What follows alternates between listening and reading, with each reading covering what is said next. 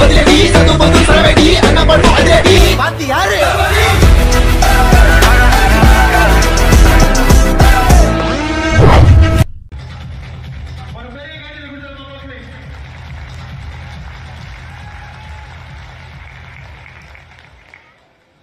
அன்பார்ந்த பெரியவர்களே, தாய்மார்களே, இப்பொழுதுமே நம்முடைய ரோட்டரி டிஸ்ட்ரிக்ட் கான்ஃபரன்ஸ் அங்கே போகும் பொழுதெல்லாம் அக்குமுலேட்டட் லீடர்ஷிப், தனித்தனியாக நம்ம பார்ப்பதை விட வாழ்க்கையிலே சாதனை செய்பவர்கள், குறிப்பாக சமுதாயத்திற்கு நம்முடைய வாழ்க்கையை அர்ப்பணித்து நல்ல ஒரு சமுதாயத்தை உருவாக்க வேண்டும் என்று பாடுபடக்கூடியவர்கள்லாம் கான்சென்ட்ரேட்டட் லீடர்ஷிப் ஒரு இடத்துல பார்க்கணும் அப்படின்னாங்க ரோட்டரி டிஸ்ட்ரிக்ட் கான்ஃபரன்ஸ் வரும்போது எப்பொழுதுமே இருக்காது. ஒரு அரசியல் பொதுக்கூட்டம் வேற, ஒரு நார்மல் கூட்டங்கள்லாம் வேற. It's very distilled wisdom. எல்லாருமே லைஃப்ல ஒரு சர்டன் லெவல் ஆஃப் குவாலிட்டி இருக்கிறவங்க, ஒரு மென்டல் மெச்சூரிட்டி இருக்கிறவங்க, ஒரு ஸ்பிரிச்சுவல் என்லைட்டன்மெண்ட் இருக்கிறவங்க, எல்லாவற்றையும் தாண்டி நான் என்று சொல்வதை விட நாம் என்று சொல்லுகின்ற வார்த்தையை நம்பக்கூடியவர்கள் தான் ரோட்டரியில் அதிகமாக இருப்பாங்க. அதனால் இது ஒரு எப்பொழுதுமே ஒரு பெரிய பாக்கியமாக நான் கருதுவேன். ஒரு முறை ரோட்டரி வந்து பேசக்கூடிய வாய்ப்பு கிடைக்கும் பொழுதெல்லாம் அதை தட்டி கழிக்காம ஆர்வமாக அதை பற்றி கொண்டு வந்து மேடையில் நிற்பதற்கு பெருமைப்பட்டுக் கொள்வேன்.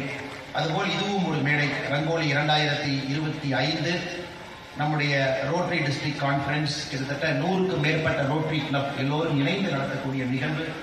மிக முக்கியமாக இந்த டிஸ்ட்ரிக்ட் கவர்னராக பணி செய்து கொண்டிருக்கக்கூடிய ரோட்டரியன் ஐயா மதிப்பு மிகுந்த டாக்டர் எஸ் சுரேஷ் பாபு அவர்கள், அவருடைய ஃபர்ஸ்ட் லேடி இந்த பீரியட்ல மேடம் ஷீலா சுரேஷ் பாபு அவர்கள், டிஸ்ட்ரிக்ட் 3203.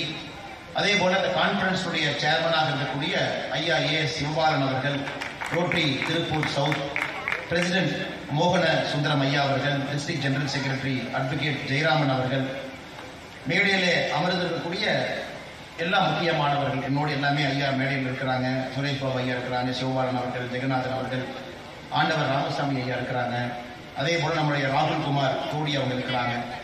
நான் பெரிதும் மதிக்கக்கூடிய, பார்த்து எப்பொழுதும் வியந்து பார்க்கக்கூடிய மனிதர்களோடு இருக்கக்கூடிய ஐயா கிருஷ்ணராஜ் வானவராயர் அவர்கள் முன்னிறுத்தியில் இருக்கிறாங்க. மிக அற்புதமாக பேசிவிட்டு அமர்ந்திருக்கிறார்கள். அவருக்கும் என்னுடைய வணக்கத்தை தெரிவித்துக் கொள்கின்றேன். பல கருப்பையா ஐயா வந்தாலே ஒரு ஃபயர் இருக்கும். இன்னைக்கு கோயம்புத்தூர் வந்திருக்கிறாங்க. அற்புதமாக பேசக்கூடியவர்கள். எந்த தலைப்பாக இருந்தாலும், அரசியலாக இருக்கட்டும், ஆன்மீகமாக இருக்கட்டும், எதாக இருந்தாலும் பிச்சு உதவிடுவாங்க. எனக்கு ஐயா பலதரப்பை கரெக்டாக தேர்ந்தெடுத்து ரோட்டரி மீட்டிங் கூப்பிட்டுருக்கிறீங்க. ஐயா அவர்களுக்கும் என்னுடைய வணக்கத்தை தெரிவித்துக் கொள்கின்றேன். பாஸ்ட் டிஸ்ட்ரிக்ட் கவர்னர் அட்வொகேட் வல்லம்தாஸ் அவர்கள், டாக்டர் முருகானந்தம் அவர்கள், நாராயணசுவாமி அவர்கள், டாக்டர் சகாதேவன் அவர்கள், ஜார்ஜ் சுந்தர்ராஜ் அவர்கள், சிவசங்கரன் அவர்கள், ஏவிபி கார்த்திகேயன் அவர்கள், அட்வொகேட் சண்முக சுந்தரம் அவர்கள், இளங்குமரன் அவர்கள், சுந்தர்ராஜ் அவர்களுக்கும் என்னுடைய வணக்கத்தை தெரிவித்துக் கொண்டு, ஃபியூச்சர் கவர்னர்ஸாக நம் முன்பு இருக்கக்கூடிய தனசேகர் அவர்கள், பூபதி அவர்கள், விஜய் சந்திரன் அவர்கள் எல்லோருக்கும் இந்த நேரத்தில் என்னுடைய காலை வணக்கத்தை உண்டாக்கிக் கொள்கின்றேன். அன்பு சொந்தங்களே, எனக்கு கொடுத்திருக்கக்கூடிய தலைப்பு இன்டெகிரிட்டி இன் லீடர்ஷிப். முதல்ல இது பேச வேண்டிய கட்டாயம் பாருங்க. இன்டெகிரிட்டி இன் லீடர்ஷிப் நம்ம ஊர்ல பேச வேண்டிய கட்டாயம் நமக்கு வந்திருக்கு. காரணம், லீடர்ஷிப்போட இன்பில்ட் குவாலிட்டி இன்டெகிரிட்டி. இன்டெகிரிட்டி இல்லாமல் ஒரு லீடர்ஷிப் கிடையாது. ஒரு தலைமை பண்புல நேர்மை என்பது கலந்திருந்தால் மட்டும்தான் அது தலைமை பண்பு. ஆனால் சுற்றி இருக்கக்கூடிய உலகத்தை நாம உற்று பார்க்கும் பொழுது, ஒரு பேப்பரை நம்ம திறந்து பார்க்குறோம், கார்பரேட் ஸ்கேம். ஏதாச்சும் ஒரு பேப்பரில் ஒரு பக்கத்தில் ஒரு இடத்துல கார்பரேட் ஸ்கேம் இருக்கும். ஏன் ஸ்போர்ட்ஸுக்குள்ளே போகிறோம், அதில் ஒரு டோப்பிங் அது சம்மந்தமாக இருக்கும். நல்ல வரக்கூடிய கம்பெனி, ஸ்டார்ட் அப், பைஜு போன்ற நிறுவனங்கள்லாம் இந்தியாவுடைய ஒரு 2-3 ஆண்டுகளுக்கு முன்பு ஹையஸ்ட் மார்க்கெட் வேல்யூவேஷன் இருக்கக்கூடிய கம்பெனி இன்னைக்கு ஒன்றுமே இல்லாமல் ஒரு காகித குப்பையாக சில கம்பெனிகள் மாறி இருக்கு. அதையும் பார்க்குறோம். ஸோ எல்லா இடத்துலையும் சுற்றி பார்க்குறோம். அரசியல்வாதிகள் தவறு செய்து மாற்றதை பார்க்குறோம். ஒரு சினிமா நடிகராக இருந்தாலும் பர்சனல் லைஃப்பில் ஒரு ஸ்கேம், அதையும் டிவியில் பார்க்குறோம். ஸோ இன்னைக்கு காட்சி ஊடகம் பார்த்தீங்கன்னா இது ஒரு வியாபாரமாக மாற்றி, இன்டெகிரிட்டி இல்லாமல் இருக்கிறத ஒரு வியாபாரமாக மாற்றி ஒரு டிஆர்பியாக அது ஒரு சென்சேஷனல் நியூஸாக ஓட்டுறதையும் நம்ம பார்க்குறோம். அப்போ வளர்ந்து வர்ற குழந்தைங்களுக்குலாம் என்னென்னா, இதையெல்லாம் செஞ்சால் நம்ம ஃபேமஸ் ஆகுமா, அப்போ இதையெல்லாம் நம்ம செஞ்சுக்கிட்டே இவங்கள மாதிரி இருந்தோம் அப்படின்னா நமக்கு ஒரு நியூஸ் வேல்யூ கிடைக்குமா அப்படிங்கிற உலகத்துக்குள்ளே நம்ம என்ட்ராயிருக்கோம். அதனால் மிக முக்கியமாக இந்த ரோட்டரி ஃபங்க்ஷனில் இன்டெகிரிட்டி இன் லீடர்ஷிப், தலைமை பண்பில் ஒரு நேர்மை அப்படிங்கிறத பற்றி பேச வேண்டும் என்று நீங்கள் விருப்பப்படுறேன். இது பேசுவதற்கு முதல்ல எனக்கு தகுதி இருக்கான்னு தெரியல, இருந்தும் அழைத்திருக்கின்றீர்கள். எனக்கு தெரிஞ்ச சில வார்த்தைகளை உங்கள் முன்பு சொல்ல வேண்டும் என்பது என்னுடைய ஆசை. எல்லாருமே அப்ரஹாம் லிங்கன் அடிக்கடி பேசுவாங்க, அவரை பற்றி பேசுவாங்க, உயர்ந்த ஒரு மனிதன் சொல்லுவாங்க. இந்த ஸ்டீஃபன் ஸ்பீல்பர்க் அவர் லிங்கன் ஒரு படம் எடுத்திருக்காங்க, ஒரு அற்புதமான ஒரு ஆங்கில படம். ஸ்டீஃபன் ஸ்பீல்பர்க் அந்த படத்தில் ஒரு சிறந்த படம்.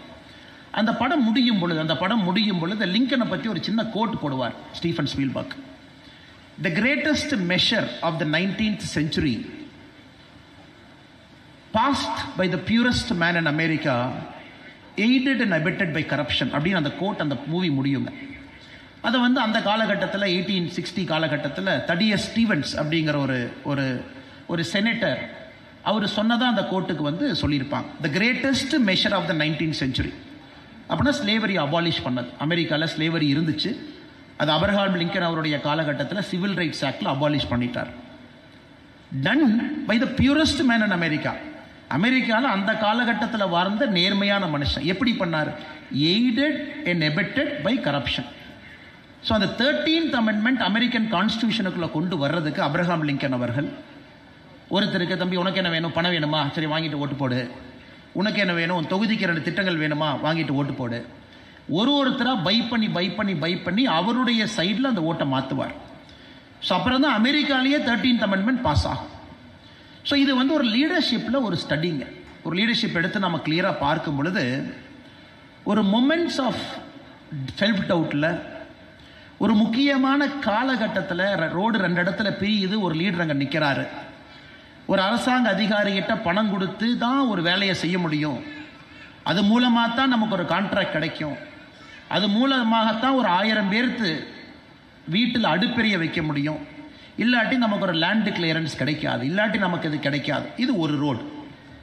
இல்லை இது எதுவுமே நான் செய்ய மாட்டேன், நான் இந்த ரோட்டில் மட்டும்தான் போவேன், நான் பணம் கொடுக்க மாட்டேன், ஒரு ஸ்கொயர் ஃபீட்டுக்கு பணம் கொடுக்க மாட்டேன், கிளியரன்ஸ்க்கு நான் பணம் கொடுக்க மாட்டேன், அக்ரிகல்ச்சர் ஜோன் கன்வர்ஷன் கமர்ஷியல் லேண்டுக்கு நான் கொடுக்க மாட்டேன், என்னானாலும் பார்த்துக்கலாம், பொல்யூஷன் கண்ட்ரோல் போர்டு முன்னாடி நான் திருப்பூர் யாராச்சும் தொழிலதிபரில் இருக்கிறீங்க, பின்னலாடை தொழிலதிபர், நான் கை கட்டி நிற்க மாட்டேன், நான் பார்த்துக்கலாம். இது என்னை பொறுத்தவரை இதுதான் ஒரு டிசிஷன் மேக்கிங்கில் உங்களுக்கு இருக்கக்கூடிய மிக முக்கியமான பிரச்சனை. நீங்கள் ரொம்ப வெயின் பண்ணுவீங்க, இது செய்யலாமா செய்ய வேண்டாமா. நாம் இதை செய்யாமல் இந்த ரோட்டில் போகிறோம், அப்போ நம்ம சுற்றி இருக்கக்கூடிய 1000 பேர்த்துக்கு என்ன ஆகும்? இழுத்து மூடிடுவாங்க, லேபிள் இன்ஸ்பெக்டர் வருவாங்க, செக் பண்ணுவாங்க. ஒரு பவர் சென்டரை எதிர்த்து நிற்க வேண்டிய கட்டாயம். எந்த கவர்மெண்ட் இருந்தாலும் பரவாயில்லைங்க, இன்னைக்கு நாளைக்கு நேற்று முந்தா நேற்று வர்ற கவர்மெண்ட்டு போன கவர்மெண்ட் யாரும், நான் எந்த ஒரு அரசையும் நான் கை நீட்டி கை காட்டலை. ஸோ இங்கே இருக்கக்கூடிய பெரும்பான்மையான தலைவர்களுக்கு உங்களுக்கு இருக்கக்கூடிய அடிப்படை பிரச்சனை என்பது, நீங்கள் எடுக்கக்கூடிய முக்கிய முடிவுகள் எப்பொழுதுமே 2 ரோடு உங்கள் முன்னாடி இருந்துகிட்டே இருக்கும். இப்படி போகலாமா, இப்படி போகலாமா, எப்படி போவீங்க? நான் உங்களுக்கு சில கேள்விகள் வைக்கிறேங்க, அதன் பிறகு என்னுடைய சில விஷயங்களை நான் அதில் பேசுகிறேன். 2வது நமக்கு இருக்கக்கூடிய அடிப்படை பிரச்சனை, வீட்டுக்குள்ள நமக்கு ஒரு உருவம் இருக்கு. we are a father, we are a mother, we are a son, we are a daughter. வீட்டுக்கு வெளியே நமக்கு ஒரு சோஷியல் ரோல் இருக்கு. நம்ம ஒரு பிஸ்னஸ் மேன், ரோட்டரியில் member, Rotary governor, Rotary president. Friends கிட்ட நமக்கு ஒரு ரோல் இருக்கு. இந்த 3லும் நம்முடைய பிஹேவியர் ஒரே மாதிரி இருக்கா, இல்லை 3லும் வேற வேற பிஹேவியர் இருக்கா? வீட்டுக்குள்ள ஒரு மாதிரி இருக்குமா, வெளியே ஒரு மாதிரி, சோஷியல் ஒரு மாதிரி இருக்குமா, பர்சனல் லைஃப்ல ஒரு மாதிரி இருக்கிறோமா? தினமும் நமக்கு வரக்கூடிய பிரச்சனைகள். நான் வீட்டை சுத்தமாக வச்சிருப்பேன், ஆனால் ரோட்டில் குப்பை போடுறதை பற்றி நான் கவலைப்பட மாட்டேன். ஒரு காவல்துறை பார்க்கல அப்படின்னா கூட ஒரு டிராஃபிக் லைட்டை பிரேக் பண்ணுறதை பற்றி நான் கவலைப்பட மாட்டேன், யாரும் என்னை பார்க்கல, யாருமே இல்லை, இரவு 11 மணிக்கு டிராஃபிக் லைட் போட்டிருக்காங்க, யாருமே பார்க்கல அப்படின்னா கூட நான் வண்டியை நிறுத்த மாட்டேனா? இது நீங்கள் சந்திக்கக்கூடிய 2வது சவால். ஒரு சொசைட்டியில் த சோ கால்ட் ஸ்மால் கிரைம்ஸ், இது ஆங்கிலத்தில் சைக்காலஜியில் புரோக்கன் விண்டோ தியரின்னு சொல்லுவாங்க. அதாவது ஒரு சின்ன ஒரு வீடு இருக்கு, நடந்து போகும் பொழுது அந்த வீட்டில் ஒரு கண்ணாடி இருக்கு, அந்த கண்ணாடி உடஞ்சிருக்கு, அந்த உடஞ்சி போன கண்ணாடியை 2 பேர் பார்த்துட்டு போவாங்க. அடுத்த நாள் ஒருத்தர் வருவார், கண்ணாடி உடஞ்சிருக்கும், ரிப்பேர் பண்ணியிருக்க மாட்டாங்க. ஓ, அப்போ இந்த இடத்துல நம்ம யூரினேட் பண்ணலாமாட்டிருக்கு, கண்ணாடியே உடஞ்சிருக்கு, அப்கீப் இல்லை, மெயின்டெனன்ஸ் இல்லை, அங்கே யூரினேட் பண்ணுவாங்க. 10 நாள் கழிச்சு இன்னொருத்தர் பார்ப்பார், என்னப்பா இங்கே யூரினேட் பண்ணியிருக்காங்க, கண்ணாடி உடஞ்சிருக்கு, அப்போ யாருமே வரமாட்டாங்களாட்டிருக்கு, நாம் இங்கே வழிப்பறை பண்ணலாம். ஸோ இந்த சைக்காலஜியில் இந்த புரோக்கன் விண்டோ தியரி என்ன சொல்லுதுனாங்க, குற்றங்கள் எங்கே நடக்க ஆரம்பிக்குதுன்னா, எங்கே ஒரு சிறிய குற்றம் நடந்து அதை கண்டுக்காமல் விடுறோமோ, அது அக்குமுலேட் ஆகி ஆகி ஆகி ஆகி ஒரு பெரிய குற்றம் நடப்பதற்கு அதை விதை போடும். அந்த இடத்துல பார்த்தீங்கன்னா 1 வருஷம் கழிச்சு ஒரு ரேப் நடக்கும், 1 வருஷம் கழிச்சு ஒரு பெண் நடந்து போகும் பொழுது கையை பிடிச்சி இழுக்கிறான்னு ஒருத்தனுக்கு தோணும். ஏன்னா அந்த சின்ன விஷயத்தை நம்ம சரி பண்ணலாம். ஒரு கிராஃபிட்டியை சரி பண்ணல, சுவரில் கிறுக்கிறிக்கிறாங்க சரி பண்ணல, அந்த விண்டோ வந்து யாரோ ஒரு அதிகாரி ஃபிக்ஸ் பண்ணல. ஸோ இது நம்ம சமுதாயத்தில் அடிக்கடி பார்க்கக்கூடிய பிரச்சனை, ஒரு சோஷியல் இன்டெகிரிட்டி. பொது வாழ்க்கையில் நம்முடைய பிஹேவியர், தனிப்பட்ட நபராக இருந்தாலும் சரி, ஒரு லீடர்ஷிப் எபிலிட்டியில் நம்ம இருந்தாலும் சரி, ஒரு சின்ன விஷயத்தை நம்ம கையால் ஆகாதனால வரக்கூடிய பிரச்சனைகள் என்ன அப்படி.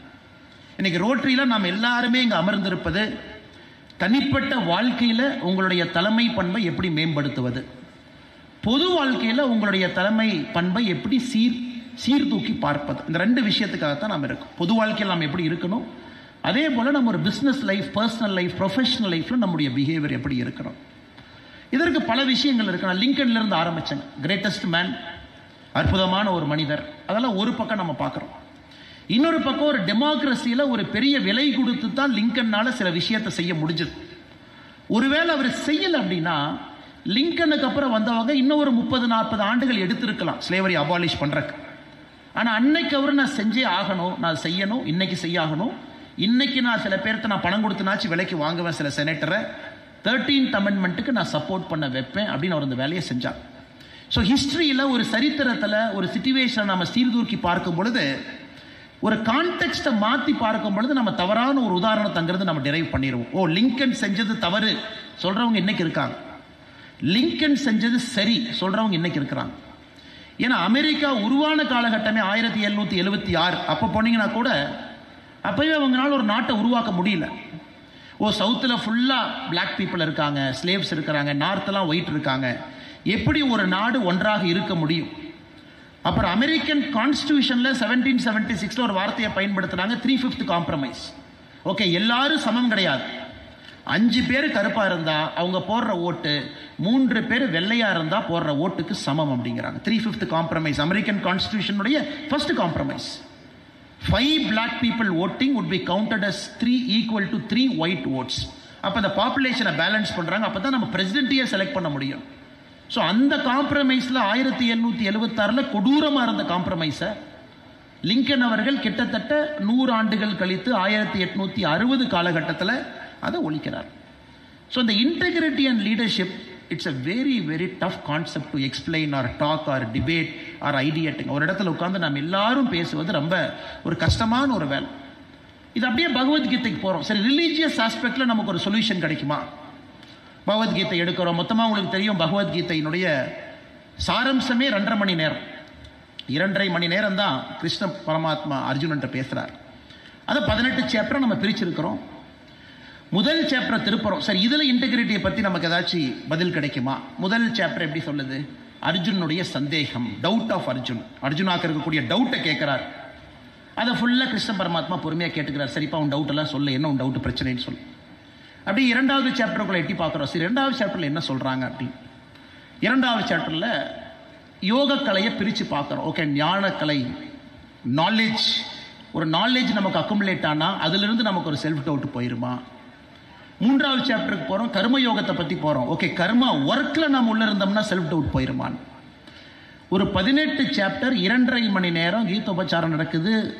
கிருஷ்ணர் அர்ஜுனனுக்கு பேசுகிறாங்க. முழுமையாக உள்வாங்கி, இன்னைக்கு நாமாச்சும் ஒரு குரு வச்சு கற்றுக்கிறோம் அப்படின்னா நம்ம குறைந்தபட்சம் 400-500 மணி நேரம் ஒரு ஸ்லோகத்தை எடுத்து படித்து அதில் நம்ம டிஸ்டில்டு விஸ்டத்தை தொலாவறோம். இதில் நமக்கு இன்டெகிரிட்டி கிடைக்குமா? Can you find something in spiritual knowledge? How to live our life, how to live a perfect life, how to live a life of integrity. அதில் வரக்கூடிய காஸ்ட்டை நம்ம பே பண்ணுறதுக்கு தயாராக இருக்கும் அப்படி. இப்போ நான் 3வது ஒரு இடத்துக்கு வர்றேங்க. காஸ்ட் அப்படிங்கிற வார்த்தையை பயன்படுத்துகிறேன். Integrity in leadership always comes with a cost.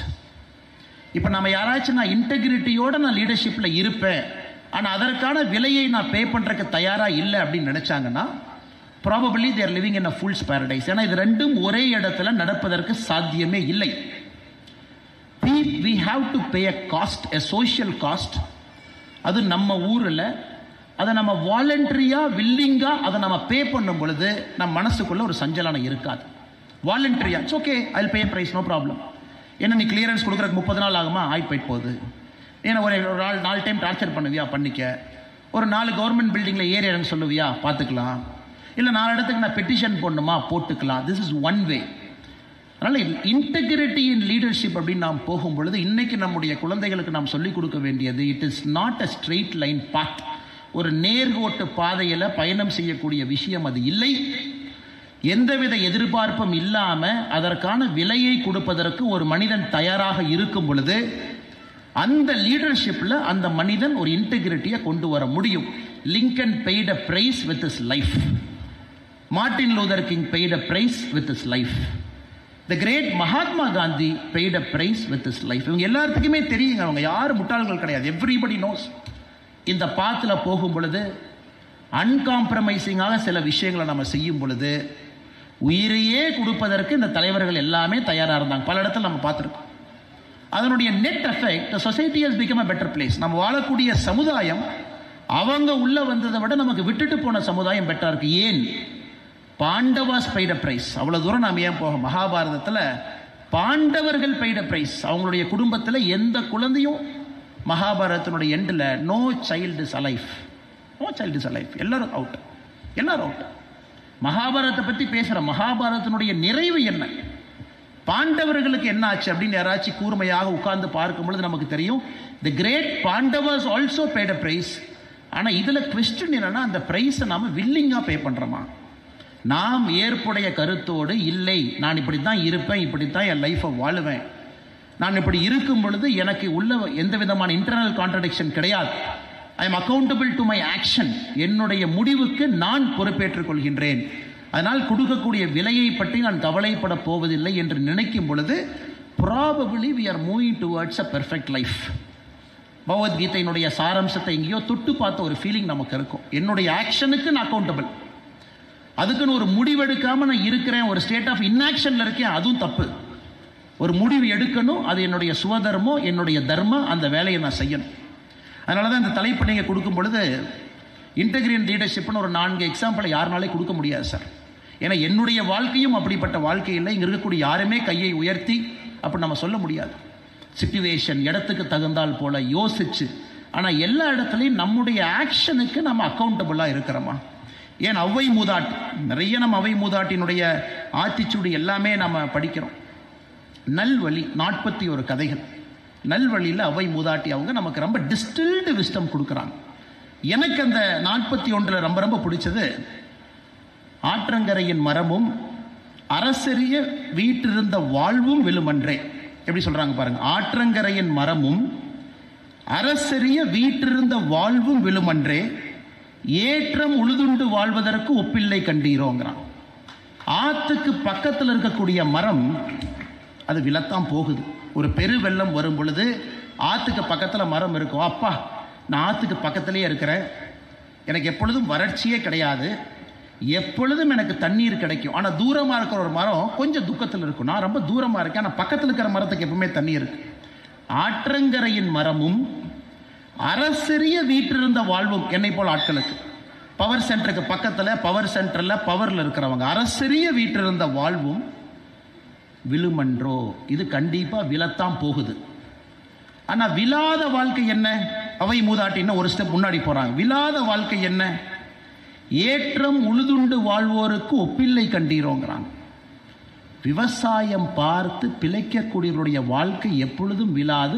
ஒரு ஸ்டெப் அவங்க மேலே போய்கிட்டே தான் இருப்பாங்க. எவ்வளவு டிஸ்டில்டா, எவ்வளவு அற்புதமாக சொல்கிறாங்க பாருங்க. ஏன்னா பக்கத்தில் இருக்கக்கூடிய மரமும், அந்த தண்ணீர் எனக்கு இருக்கு, நான் ஆற்று பக்கத்தில் இருக்கேன் அப்படின்னு நினைக்கக்கூடிய மரமும் பெருவெள்ளத்தில் முதல் மரமாக அது விழுந்து தான் ஆகணும்.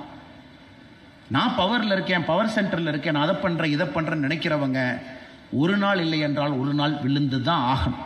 விழாதவர்கள் யார் என்பதற்கு சொல்கிறாங்க. அதனால் அருமை சொந்தங்களே, என்னுடைய வேண்டுகோள் வேள்வி அப்படின்னு சொல்கிறத விடங்க, இன்னைக்கு நம்முடைய சமுதாயத்தில் இன்டெகிரிட்டியோட, நேர்மையோட ஒரு தலைமை பண்பை அணுகக்கூடிய மனிதர்கள் நமக்கு வேண்டும். அதற்கு அவர்கள் விலை கொடுப்பதற்கு தயாராக, ஒரு சைடு ஆஃப் காயின் மட்டும் ஓகே, இன்னொரு சைடு ஆஃப் காயின் அவங்க பார்க்காம இருந்தாங்கன்னா அது வேலைக்கு ஆகாதுங்க. அவங்க விலை கொடுப்பதற்கு தயாராக இருக்கும். இந்த ஊழல் பெயை ஒழித்து கட்டணும், இது வேர்ல்டு ஃபுல்லாக பார்த்தீங்கன்னா PhD பண்ணாத ஆட்களே கிடையாது. கரப்ஷன் எப்படி ஒழிச்சு கட்டுறது? டிமாண்ட் சைடில் ஒழிக்கணுமா இல்லை சப்ளை சைடில் ஒழிக்கணுமா? lot of people have done solid research. பணம் கொடுக்கறனால கரப்ஷன் வாழுதா இல்லை பணம் வாங்குறனால கரப்ஷன் வாழுதா? நீங்கள் எல்லாமே பார்த்தீங்கன்னா it comes to the final conclusion, பணம் கொடுப்பதனால தான் கரப்ஷன் வாழுதோ தவிர பணம் வாங்குவதால் எங்கேயுமே கரப்ஷன் வாழ்றது கிடையாது. அப்போ நமக்கு என்லைட்டன்ஸ் இண்டிவிஜுவல்ஸ் வேணும். அவங்க தைரியமாக ஒரு முடிவு எடுக்கணும். எங்கேயோ ஒரு சர்க்காரி ஒரு கவர்மெண்ட் ஆஃபீஸர்னுடைய கையில் இருக்கக்கூடிய ஒரு சின்ன கிரீஸுக்காக கொடுக்கக்கூடிய நோட்டை அவங்க அதை கொடுத்து காஸ்ட் ஓகே 1 மாதம் டிலே ஆகிட்டு பார்த்துக்கலாம். எனக்கு இருக்கக்கூடிய ரிட்ரஸல் மெக்கானிசம் எல்லாத்தையும் நான் பயன்படுத்துகிறேன். சிபிஐக்கு எழுதுவேன், இவங்களுக்கு எழுதுவேன், அவங்களுக்கு எழுதுவேன், டிவிஎஸ்சிக்கு எழுதுவேன், பார்த்துக்கலாம், கோர்ட்டில் ரிட் பெட்டிஷனை போடுவேன், ஒத்த பார்த்துக்கலாம். அப்படியும் சில பேர் போகிறாங்க, சில பேர் பொறுமையாக இருக்கிறாங்க. அது செய்யும் பொழுது மட்டும்தான் என்னை பொறுத்தவரை இந்த ஊழல் என்கின்ற பேய் நம்முடைய நாட்டிலிருந்து அடித்து துரத்த முடியுங்க. இல்லாட்டி அது வாய்ப்பே இல்லை. இந்த பேய் வேற வேற ரூபத்தில் திரும்ப திரும்ப நமக்குள்ள வரும். அது ரோட்டரியில் இருக்கிறவங்க முடிவெடுக்கலைன்னா வேற யார் முடிவெடுக்க முடியுங்க? Only you can make a decision. ஏன்னா நீங்கள் நார்மல் பிஸ்னஸ் பீப்புள் கிடையாது. டாக்டர், இன்ஜினியர், அட்வொகேட் எல்லாருமே இங்கே இருக்கிறீங்க. அதை தாண்டி you have a public spiritedness. அதையெல்லாம் தாண்டி உங்கள்கிட்ட ஒரு பப்ளிக் ஸ்பிரிட்டட்னஸ் இருக்குது. நான் என்று சொல்வதை விட நாம் என்று பார்க்குறேன். அந்த ஒரே காரணத்தினால மட்டும்தான் நீங்கள் ரோட்டரியில் இணைகிறீங்க. வாரத்துக்கு ஒரு நாள் திங்கக்கிழமையோ செவ்வாய்க்கிழமையோ உங்கள் ரோட்டரி மீட்டிங்க்கு போகிறீங்க, நேரம் கொடுக்குறீங்க. வாலண்டியர் ரோட்டரி கவர்னர் 3 வருஷம் எந்த வேலையும் செய்ய முடியாது. உங்களுக்கு தெரியும், 3 வருஷம் இதே ஒரு கிளப்பாக போகணும், எல்லா மீட்டிங்லையும் இருக்கணும், எல்லா ப்ராஜெக்ட்லையும் இருக்கணும், அம்மாவும் கூட இருக்கணும். அதே போல் ரோட்டரியினுடைய பிரசிடெண்ட்டாக இருக்கிறாங்க, இதே தாங்க. ஏன்னா நான் போகிற உடுப்பிலாம் நான் ஹானரி ரோட்டரி மெம்பராக கொடுப்பாங்க. இந்த மீட்டிங்கெல்லாம் போய் அப்பப்போ உட்காரும். இவ்வளவு வேலைக்கு சிரமத்தில் நீங்கள் நேரமும் கொடுக்குறீங்க ரோட்டரிக்கு அப்படின்னா உங்களுக்கு அந்த பப்ளிக் ஸ்பிரிட்டட்னஸ் இல்லை என்றால் உங்களால் அந்த வேலையை செய்ய முடியாது. அதனால் லெட் அஸ் மேக் இட் வர்த். நாம் செய்யக்கூடிய அந்த நேரத்தை லெட் அஸ் மேக் இட் வர்த். அதனால் ரோட்டரியில் இவ்வளவு கிளப், இவ்வளவு பேர், இவ்வளவு மெம்பர்ஸ், தமிழ்நாட்டில் நீங்கள் மட்டும் நான் ஒரு நேர்மையான பாதையில் பயணிப்பேன் என்று நீங்கள் முடிவெடுத்துட்டீங்கன்னா உங்களை சுற்றி இருக்கக்கூடியவர்கள் மாற ஆரம்பிப்பாங்க. Your relatives, your neighbours, your friends, your colleagues எல்லாருமே கொஞ்சம் கொஞ்சம். ஆனால் யாருமே தெரிஞ்சு தப்பு பண்ணுறது இல்லைங்க. It is a problem. All of us are trying to find a solution. Technology மூலமாக அதை கட்டுக்குள்ளே கொண்டு வந்துடலாமா? ஆன்லைன் டிரான்ஸ்பரன்சி சட்டம் சில ஸ்டேட்ஸ் பாருங்கள், சக்காலா ஆக்ட்னு கொண்டு வந்திருக்காங்க. தமிழ்நாட்டில் அது இல்லை. சரிப்பா, ஏன் லஞ்சம் வாங்குறாங்க? ஏதோ ஒரு ஆஃபீஸ்க்கு பொதுமக்கள் போகிற நேரத்தில் லஞ்சம் கொடுக்குறாங்க. நம்ம ஆஃபீஸ்க்கே போக வேண்டாம், ஒரு சட்டத்தை கொண்டு வந்துடுவோம். எல்லாமே online, digital signature, birth certificate digital signature, death certificate digital signature. ஆஃபீஸ்க்கே போக வேண்டாம், டிரைவிங் லைசன்ஸ் போயிட்டு வந்துடுங்க, பெர்மிட் கூட போடணுமா ஃபோட்டோ எடுத்து அனுப்பிச்சிருங்க, நாங்கள் வீட்டுக்கு வந்து வேணா செக் பண்ணுறோம். இன்னைக்கு எத்தனையோ மாநில அரசுகள் சக்காலா அப்படிங்கிற சட்டத்தை கொண்டு வர்றாங்க. ஒரு சர்வீஸ் கேரண்டி. 30 நாளில் உங்களுக்கு நாங்கள் பர்த் சர்டிஃபிகேட் கொடுக்கலையா, அரசு உங்களுக்கு தினமும் 100 ரூபா பெனால்ட்டி கொடுக்கும். எங்க? கர்நாடகாவில், பஞ்சாபில். நீங்கள் பர்த் சர்டிஃபிகேட் அப்ளை பண்ணிட்டீங்க, 30 நாள் ஆச்சு, நான் உங்களுக்கு டிஜிட்டல் சிக்னேச்சர் போட்டு உங்களுக்கு நான் அனுப்பலை அப்படின்னா மாநில அரசு நான் உங்களுக்கு 100 ரூபா 31வது நாள்லேருந்து போடுவேன். அது 15 நாள் தாண்டோடனே அரசு அதிகாரியினுடைய சம்பளத்திலேருந்து நான் பிடிக்க ஆரம்பிப்பேன். சட்டம் இருக்கு. ஆனால் பிரச்சனை என்ன, அதே அரசு அதிகாரிகள் தான் இம்ப்ளிமெண்ட் பண்ணுறாங்க. அவன் 31st டே ஒரு கொயரி போடுவான். இல்லை நீங்கள் போட்ட அப்ளிகேஷனில் கொஞ்சம் பிரச்சனை இருக்குது, அதுக்கு ஒரு கொயரி போட்டு கொஞ்சம் அந்த டேட்டாவை நீங்கள் கரெக்ட் பண்ணி கொடுக்க முடியுமா? என்னால் முடியல. எப்படியாச்சும் சட்டம் இருந்தாலும் நேரில் நீங்கள் வந்து பார்க்கணும். அந்த அப்ளிகேஷன் இருக்கக்கூடிய குறைபாடு ரெக்டிஃபை பண்ண வருவீங்களா? ஏன்னா நானும் அரசில் இருந்தனால இதெல்லாம் நான் பார்த்துருக்குறேன். அதனால் ஒரு பக்கம் அரசு போராடுறாங்க, நல்லவங்க அரசாங்கத்தில் இருக்கிறாங்க, முயற்சி எடுக்கிறாங்க, டிரான்ஸ்பரன்சி கொண்டு வர்றாங்க, ஆன்லைன் சிஸ்டம் கொண்டு வந்தாலும் அடிப்படை the human mind is winning over a government system. ஒரு மனிதனுடைய மனது ஒரு அரசாங்கத்தினுடைய சட்டத்திட்டத்தை ஓவர் கம் பண்ணுறதுக்கு தயாராக இருக்கும் பொழுது நாம் சரியாக இருந்தால் ஒரு மாற்றம் வரும் என்கின்ற நம்பிக்கை எனக்கு உறுதியாக இருக்குதுங்க. அது ரோட்டரியில் நிச்சயமாக நாம் அதை செய்து காட்ட வேண்டும் என்பது என்னுடைய நம்பிக்கை. இதனுடைய முதல் பகுதி. இப்போ 2வது பகுதி, எப்படி நம்முடைய ஐயா அவருடைய வாழ்க்கையிலிருந்து பேசினாங்களோ, இப்போ நம்முடைய எல்லா வாழ்க்கையிலையும் சிறிய சிறிய விஷயங்களை நம்ம பார்க்குறோம், ரொம்ப கான்ஷியஸாக பார்க்குறோம். என்னைக்கு நமக்கு ஸ்பிரிச்சுவாலிட்டி தேவை இருந்ததோ இல்லையோ, இன்னைக்கு ஆன்மீகம் நமக்கு தேவை என்பதை நான் உறுதியாக அறுதியாக நான் கருதுகின்றேன். ஆன்மீகம் நமக்கு தேவை. உடனே ஆன்மீகம்னு சொன்னால் நம்ம ரிலீஜன் ஒரு கன்ஃபியூஷன் பண்ணி போய்க்கிறோங்க. அது நம்முடைய பழக்க வழக்கம். நாம் எப்படி வேணாலும் சாமி கும்பிட்டுக்கலாம், எங்கே வேணாலும் போகலாம், கோயிலுக்கு போகிறவங்க போகலாம், மாஸ்க் போகிறவங்க போகலாம், சர்ச்சுக்கு போகிறது போகலாம். That's one part. But spirituality ஏன் வேணும்னாங்க, எனக்கு spirituality is getting sucked out of our life. ஆன்மீகம் நம்முடைய அடிப்படை வாழ்க்கையிலிருந்து வெளியே போக ஆரம்பிச்சிருச்சு. ஆன்மீகம் வெளியே போக ஆரம்பிச்சனால சரி எது தப்பு எது நமக்கு தெரியறதில்லை. ரோட்டில் பார்த்தீங்கன்னா தைரியமாக ரோட்டில் வந்து வண்டியில் போகிறவங்கள நிறுத்தி அருவாள் எடுத்துகிட்டு வந்து தலையை வெட்டி எடுத்துகிட்டு போகிறோம். இதெல்லாம் முதலாக பார்க்குறோம். அதாவது தவறு செய்பவர்களுக்கு எது சரி எது தப்பு அப்படிங்கிற ஸ்டேஜ் எல்லாம் அவங்க தாண்டிட்டாங்க. அவங்களே பனிஷ்மெண்ட் கொடுக்கணும்னு நினைக்கிறாங்க. ஜாதி கலவரம் 20 வருஷத்துக்கு முன்னாடி என் தலையை வெட்டினா இன்னைக்கு நான் வெட்டினேன். டெய்லியும் பேப்பரை திருப்பி பாருங்க, இது இருக்கு. குழந்தைகள் ஸ்கூலுக்கு போறாங்க, நமக்கு பயமா இருக்கு. ஸ்கூல்ல நல்லா பார்த்துக்குவாங்களா, ட்ரக்ஸ் எல்லாம் கரெக்டாக எதுவும் இல்லாமல் இருக்குமா, ஏதோ டார்க் வெப்லாம் சொல்கிறாங்க. இன்றைக்கி ஏதோ அமேசானுக்கு பதிலாக டார்க் வெப்பில் போய் நம்ம கூகுள் சர்ச் பண்ணி நாம் ட்ரக் வேணும்னு ஆர்டர் பண்ணால் நெதர்லாண்ட்ஸ்லேருந்து பேக்கேஜ் ஆகி ஃபின்லாண்ட்லேருந்து பேக்கேஜ் ஆகி இன்னொரு ப்ராடக்ட் கோடில் அது வந்து வீட்டுக்கு டெலிவரி ஆகுது. பயம். இன்றைக்கி நாம் வளர்த்துன நம்முடைய குழந்தைகளுடைய புத்தக பையை செக் பண்ணி பார்க்குற அளவுக்கு மனசு பதறுது. அது குழந்தைகள் இல்லாத நேரமாக பார்த்து பேகை ஓப்பன் பண்ணி பார்க்குறோம், பைக்குள்ளே ஏதாச்சும் இருக்குதா, இல்லை ஃப்ரெண்ட்ஸ் எல்லாம் யாரு. இதற்கெல்லாம் அடிப்படை காரணம் எங்க இருக்குன்னு நீங்க யோசிச்சு பாருங்க.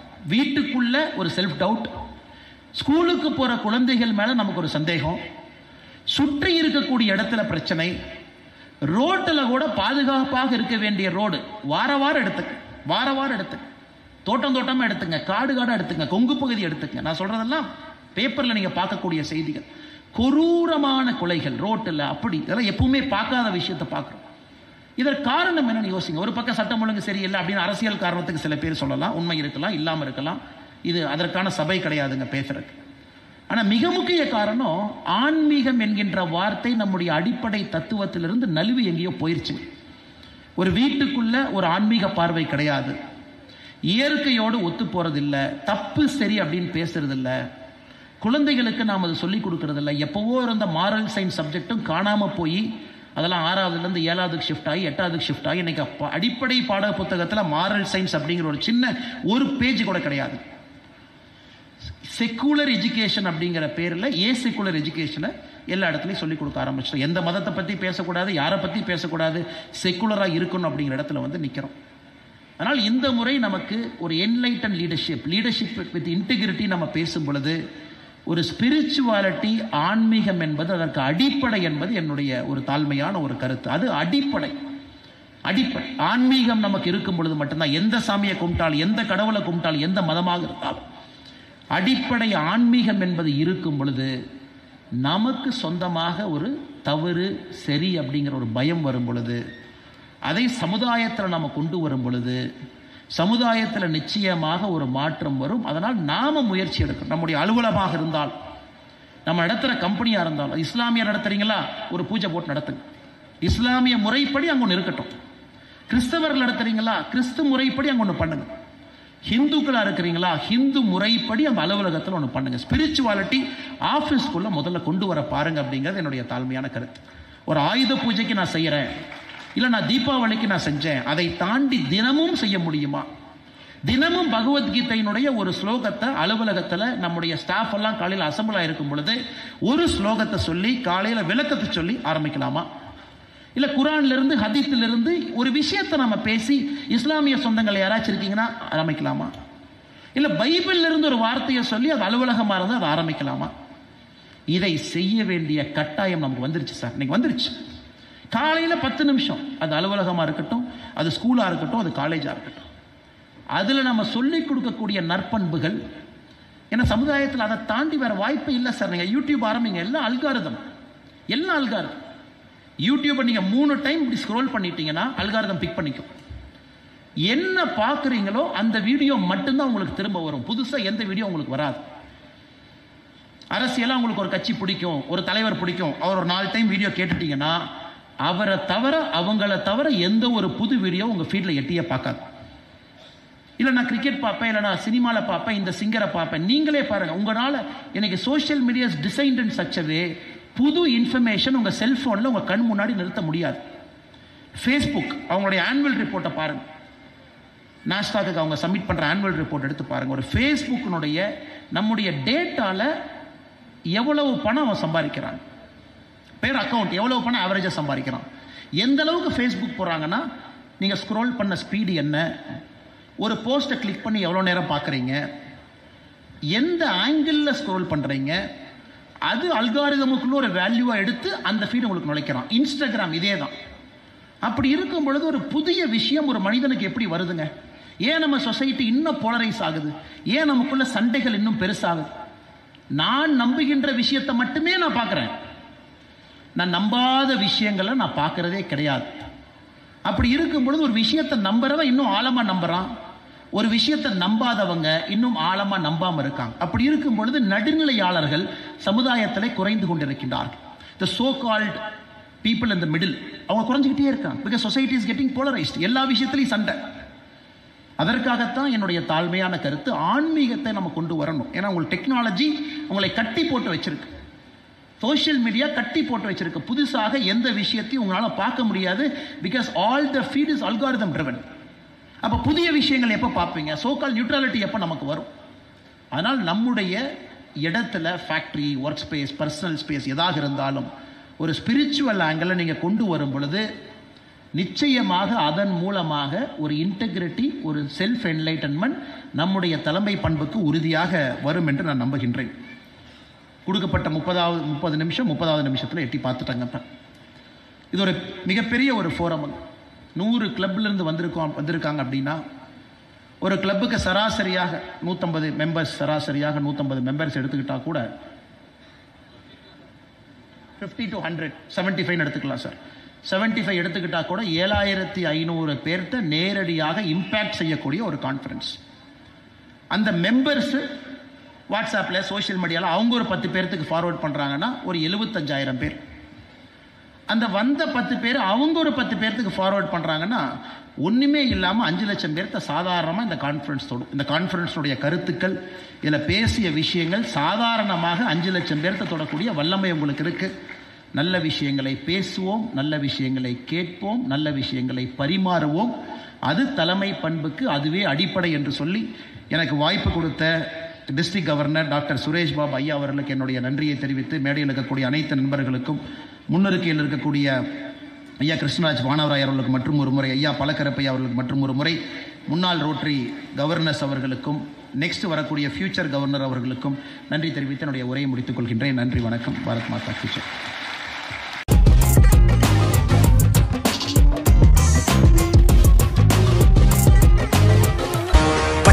தப்பாதுடா சிங்க இது சிக்காதுடா, சுத்து போட்டு நிக்காதடா, சூற விட்டா தாங்காதுடா. சிவண்டா சிவண்டா சிவண்டா, எதுக்க எவண்டா எவண்டா எவண்டா.